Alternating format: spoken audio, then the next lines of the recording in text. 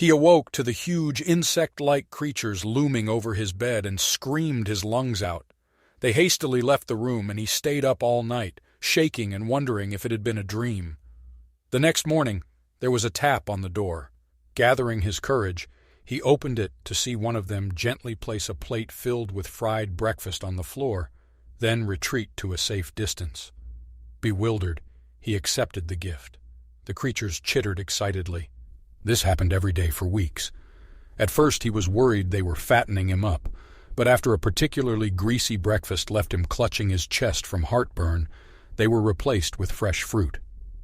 As well as cooking, they poured hot, steamy baths for him and even tucked him in when he went to bed. It was bizarre. One night, he awoke to gunshots and screaming. He raced downstairs to find a decapitated burglar being devoured by the insects. He was sickened, but disposed of the remains as best he could.